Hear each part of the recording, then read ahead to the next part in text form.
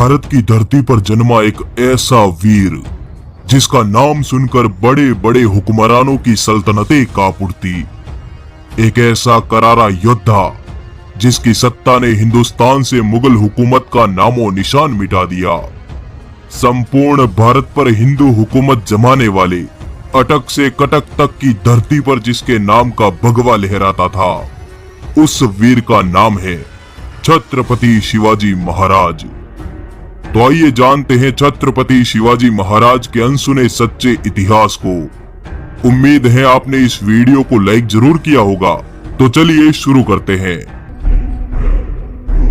छत्रपति शिवाजी महाराज का जन्म 19 फरवरी सन 1630 को महाराष्ट्र के शिवनेरी किले में हुआ। यह वो वक्त था जब दिल्ली सहित लगभग आधे भारत पर मुगलों के कट्टर सुल्तान औरंगजेब की हुकूमत थी और दक्षिण भारत पर आदिल शाह और कुतुब शाह जैसे सुल्तानों ने कब्जा जमा रखा था।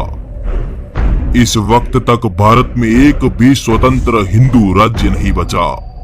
देश, धर्म, मंदिर, हिंदू और गायों को खतरे में देख मात्र 15 साल की उम्र में छत्रपति शिवाजी महाराज ने संपूर्ण भारत पर हिंदू हुकूमत जमाने की प्रतिज्ञा ली और इसी उद्देश्य से शिवाजी महाराज निकल पड़े अपनी सेना बनाने। पर 15 साल के बालक का साथ भला कौन देता, इसलिए उन्होंने अपने दोस्तों को अपने साथ लिया और बीजापुर की मुस्लिम सल्तनत पर धावा बोल दिया। मात्र 16 साल की उम्र में शिवाजी महाराज ने अपने दोस्तों के साथ मिलकर तोरणा के किले को विजयी कर लिया। इस किले से शिवाजी महाराज को बहुत बड़ा खजाना हाथ लगा। इस खजाने से महाराज ने अपनी एक सेना बनाई और इसी सेना के बल पर शिवाजी महाराज ने अगले 2 वर्षों में पुरंदर, कोंडाणा, चाकन और राजगढ़ जैसे विशाल किलों पर अपनी हुकूमत कायम कर दी।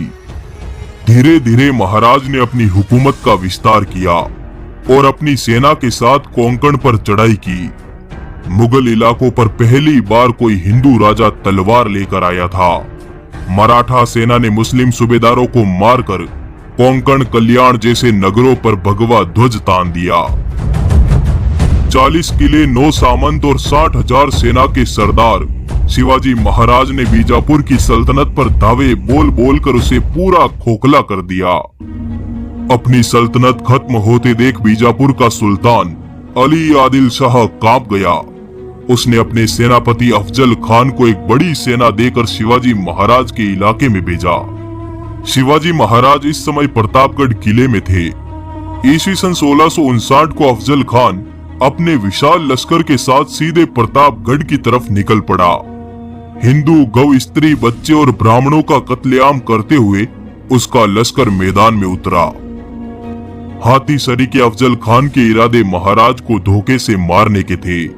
इसी वजह से उसने महाराज के समक्ष एक संधि प्रस्ताव रखा। अगले दिन महाराज की अफजल खान से मुलाकात हुई।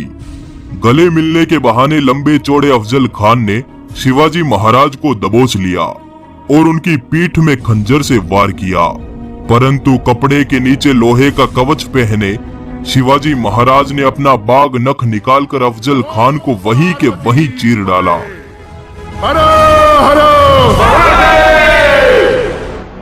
अफजल खान के मरते ही उसकी तमाम सेनाएं हवा की रफ्तार से भाग निकली, परंतु महाराज पर हमले से नाराज मराठे भागती हुई आदिल शाही सेना से भिड़ गए और गुस्से से लबरेज भगवी तलवारों ने 8,000 दुश्मनों को गाजर मूली की तरह काट डाला।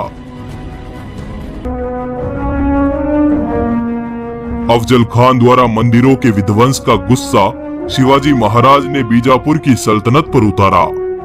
ईस्वी सन 1660 तक शिवाजी महाराज ने बीजापुर के चौथाई हिस्से पर कब्जा कर लिया। सल्तनत के किले ध्वस्त हो गए, जागीरें लुट गई और सल्तनती सेनाएं लड़ लड़कर बर्बाद हो गई। दक्कन की सल्तनत को रक्त से नहलाकर महाराज ने अपनी सेनाओं को कोल्हापुर की तरफ कूच करने का आदेश दिया। मराठों की गरजती हुई सेना दक्कन के खुले मैदान में उतरी और पन्हाला सहित एक एक कर दक्कन के 17 किलों को विजयी कर लिया।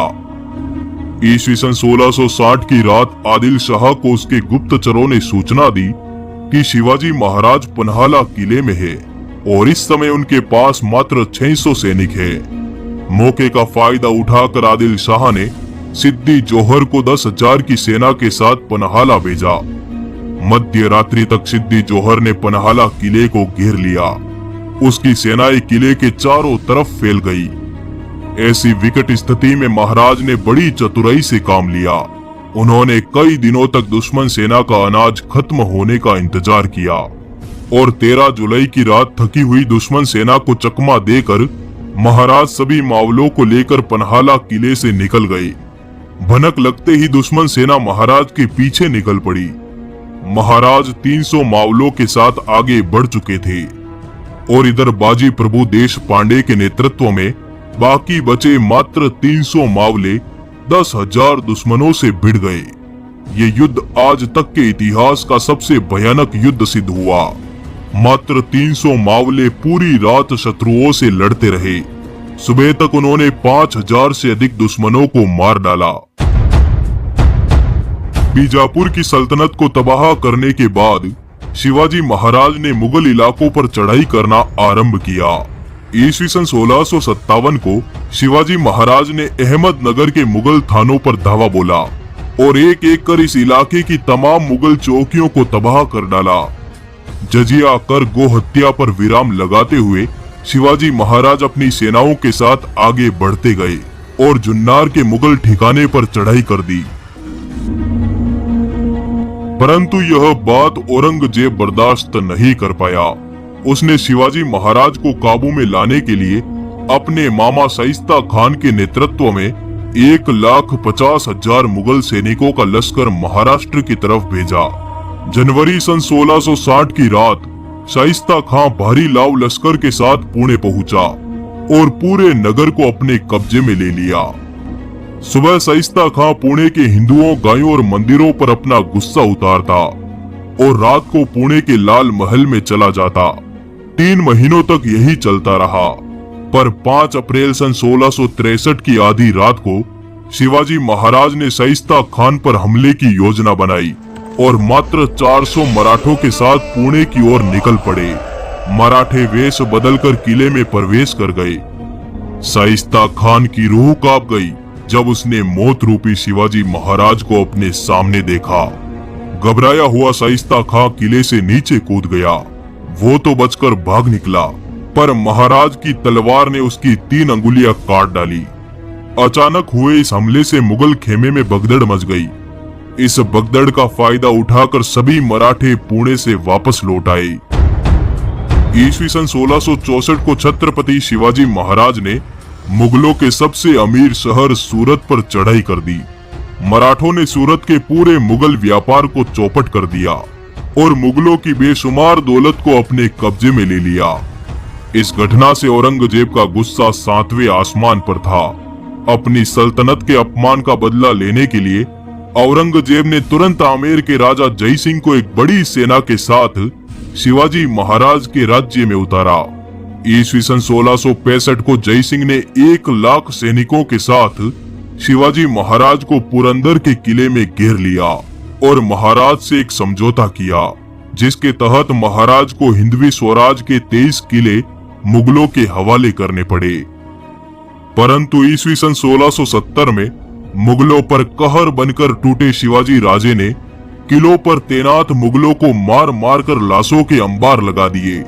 मात्र 4 महीनों में उन्होंने एक एक कर अपने सभी किलों पर भगवा ध्वज लहरा दिया। 6 जून सन 1674 को शिवाजी महाराज का वैदिक मंत्रों के साथ राज्याभिषेक हुआ। अपने राज तिलक के तुरंत बाद हैदराबाद रियासत पर चढ़ाई कर दी। उनकी सेनाएं दक्कन के पर्वतों से उतरी और पोंडा, कारवार, कोल्हापुर और जंजीरा के किलों को हुकूमत के नीचे ले आई। छत्रपति शिवाजी ने कर्नाटक से होते हुए वेल्लोर, गिंगी, मैसूर और तमिलनाडु तक के इलाकों पर विजय प्राप्त की। ईस्वी सन 1680 में मात्र 50 साल की आयु में हनुमान जयंती के दिन छत्रपति शिवाजी महाराज ने स्वर्ग की ओर प्रस्थान किया। ऐसे वीर सपूतों से जुड़े इस वीडियो को आप लाइक जरूर करें।